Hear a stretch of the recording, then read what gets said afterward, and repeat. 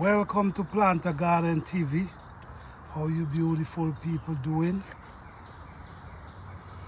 I hope everyone is doing fine on this beautiful day. I want to tell you guys something, right? If you have a garden, this plant, I think you should always try to have a couple of these plants in your garden. Why I said that? The name of this plant is, I have the is purple coneflower. Coneflower, okay? But this is the purple one. They have all different color, but this is the purple one. Coneflower.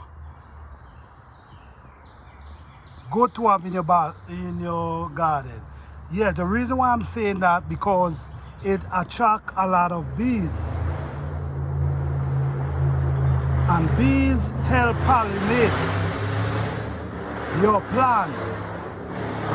Your plants need pollination from bees that they could produce. So if you have bees in your garden, do not run them out. Trust me, they help your plant to produce. So this attracts a lot of bees. So I think you should always try to have one in your garden. I mean, they push some beautiful flowers and they push a nice scent.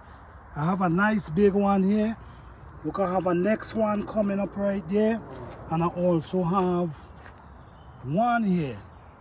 And they also could make tea. You could also use them and make tea, and you could boil them root and make tea. So this is the coneflower. I recommend you have stuff like these in your garden to attract bees in your garden, to help pollinate your vegetables so they could help produce. I don't really have that problem in here because I've been planting for a while, but I just like the beauty of the plant, and I also could make tea from it, so that's a plus. All right, so thank you guys for watching. Please like, subscribe, and share.